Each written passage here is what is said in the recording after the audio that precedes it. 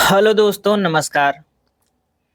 जैसा कि आप लोग बीपीएससी टीयर 4 की तैयारी के लिए लगे हुए हैं और आप ये सोच रहे हैं कि किस प्रकार से तैयारी किया जाए, कौन कौन सी चीज़ें सबसे पहले करने की ज़रूरत है ताकि आपकी तैयारी भी अच्छी हो और आपका सिलेक्शन भी हो जाए। देखिए, आज हम लोग जो आपका हिंदी सब्जेक्ट है, चाहे वो जूनियर हो, टीजीटी हो, पीजीटी हो, इन सभी पर बात करेंगे कि आप किस तरीके से इसकी तैयारी कर सकते हैं और क्या-क्या माध्यम है जिसके माध्यम से आप कम समय में अच्छी तैयारी कर पाएंगे। और टीयर 3 में आपका जूनियर टीजीटी पीजीटी की जो हिंदी की कट ऑफ थी वो कितनी गई है, क्योंकि देखिए कट ऑफ बहुत मायने रखती है। यदि मान लीजिए आपका 90 कट ऑफ गया है और आप 89 क्वेश्चन ही सही कर पा रहे हैं तो इसका कोई औचित्य है नहीं, क्योंकि आपका सिलेक्शन तो हुआ नहीं। आपको तो 90 या 91 क्वेश्चन करना है। तो इसके लिए क्या अच्छी रणनीति हो सकती है तैयारी की, उन पर हम लोग बात करेंगे। और किसी भी चीज की तैयारी के लिए सबसे जरूरी होता है सिलेबस। तो हम लोग बीपीएससी के जूनियर टीजीटी पीजीटी के इस पूरे सिलेबस पर बात करेंगे। उसके प्रैक्टिस सेट, कौन कौन से प्रैक्टिस सेट अच्छे हैं जीएस के लिए, आपके सब्जेक्ट हिंदी के लिए, उस पर बात करेंगे। और प्रीवियस ईयर क्वेश्चन पेपर जो टीयर 3 का पेपर है और टीयर 3 जो एग्जाम कैंसल हो गया था लीक होने की वजह से, उसके बाद री एग्जाम हुआ था, उसका पेपर, इन पेपर को भी हम लोग डिस्कस करेंगे। और यदि आप इन पेपर को देखना चाहते हैं, जूनियर का पेपर या टीजीटी का या पीजीटी का, तो नीचे डिस्क्रिप्शन बॉक्स में लिंक है, वहां से जाकर के देख लीजिए। आपका टीयर 2 का पेपर मिल जाएगा, टीयर 3 का पेपर मिल जाएगा, टीयर 3 के री एग्जाम का पेपर मिल जाएगा। तो वहां से जाकर के आप सभी पेपर देख लीजिए। और सिलेबस की जो बात है, तो सिलेबस के बारे में थोड़ी चर्चा इसमें कर लेते हैं हम लोग। बाकी आप सिलेबस नीचे डिस्क्रिप्शन बॉक्स में टीजीटी पीजीटी और जूनियर का सिलेबस भी है, उसको भी आप लोग देख लीजिए। देखिए, सिलेबस में सबसे महत्वपूर्ण यही हो जाता है कि जो आपका पूछने का तरीका है इसका, उसमें 3 पार्ट होते हैं। पहले पार्ट में सिर्फ भाषा होती है जो कि क्वालिफाइंग पेपर होता है। इसमें 30 क्वेश्चन होते हैं और आपको सिर्फ 9 क्वेश्चन सही करना होता है। बाद में इस क्राइटेरिया को भी हटा दिया गया था, लेकिन फिर भी आप 9 क्वेश्चन कर लेंगे तो आप इसमें पास हो जाएंगे। तो इसमें हमको समय ज्यादा देना नहीं है। अगर 12-15 क्वेश्चन अगर आपके सही हो जा रहे हैं तो हट जाइए, क्योंकि इससे मेरिट ना बननी है, ना आपका इससे सिलेक्शन में कोई इजाफा होने वाला है। आपको मुख्य रूप से जीएस पोर्शन के 40 क्वेश्चन और आपके सब्जेक्ट हिंदी के 80 क्वेश्चन, यानी कि टोटल 120 क्वेश्चन में ही आपकी मेरिट बनेगी और आपका सिलेक्शन होगा।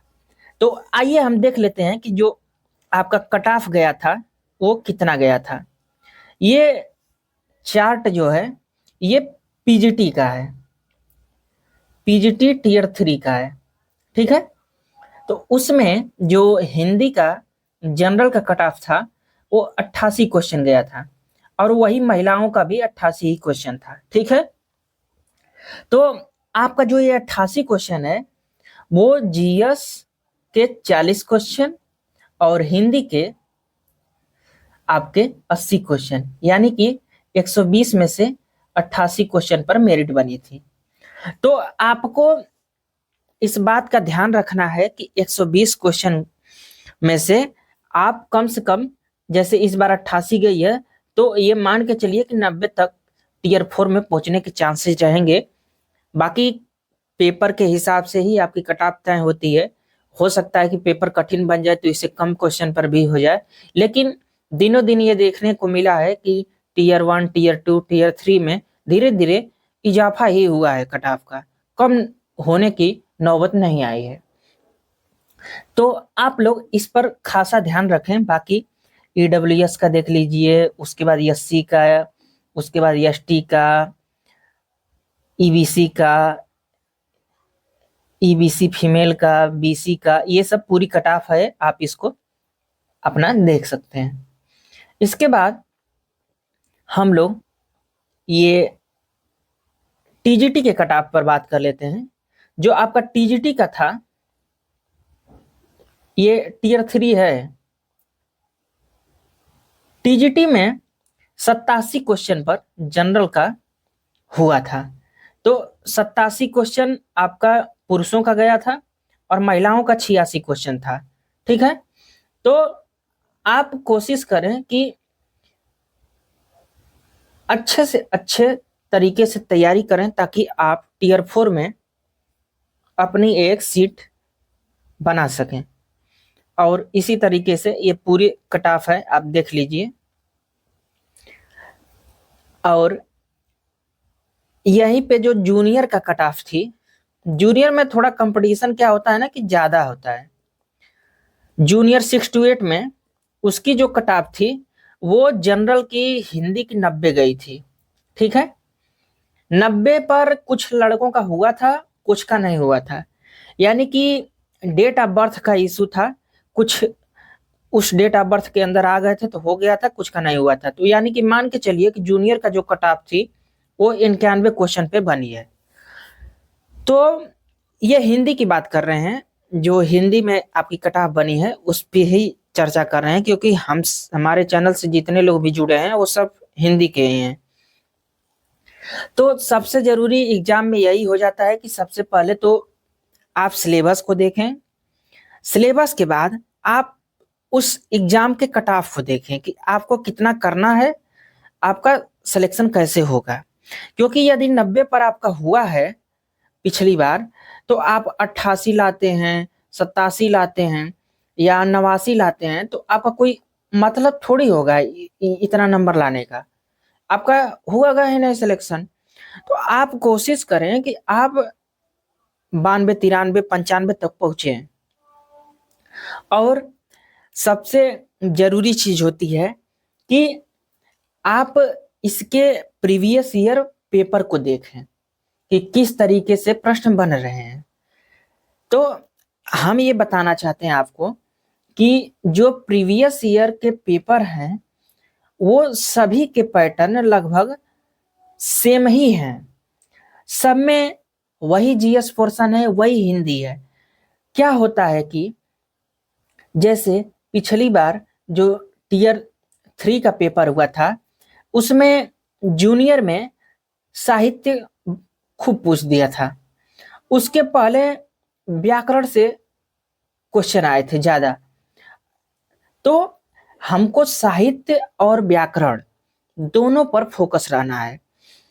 उसी तरीके से आपका जो टीजीटी है, टीजीटी में भी वही स्ट्रेटजी है, आपका व्याकरण और साहित्य रहेगा।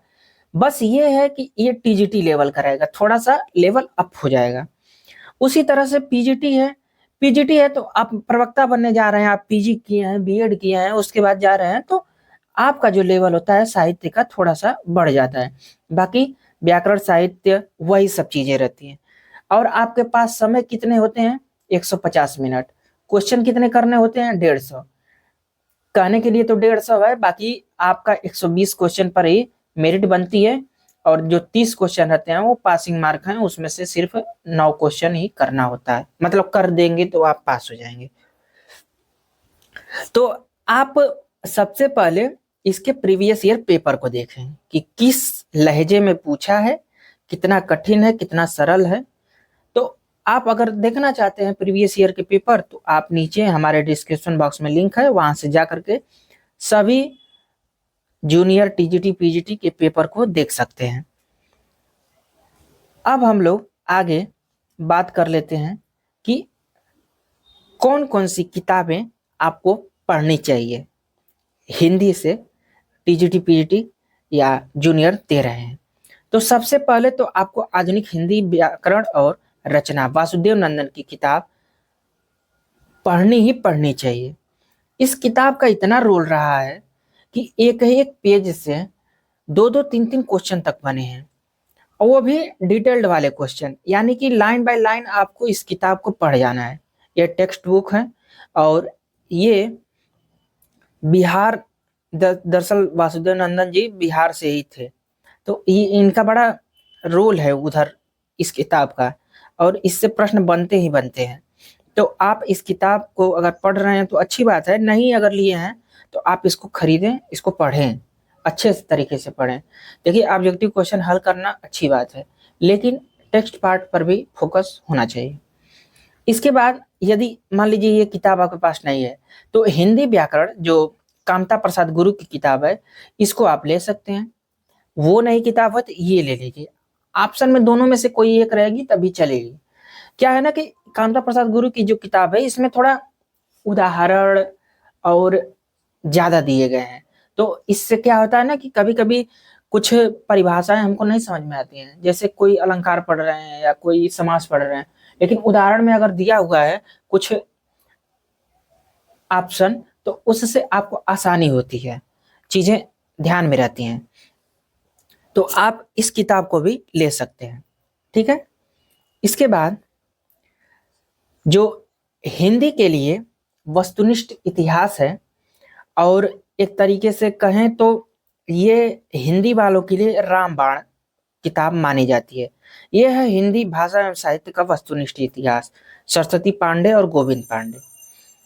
चाहे कोई असिस्टेंट प्रोफेसर तक की तैयारी कर रहा हो, चाहे जूनियर टीजीटी पीजीटी, चाहे राजस्थान, चाहे कहीं का भी, छत्तीसगढ़ का हो या DSSB भी हो, कुछ भी हो, ये किताब आपके पास होगी ही होगी अगर आप हिंदी से जुड़े हुए हैं।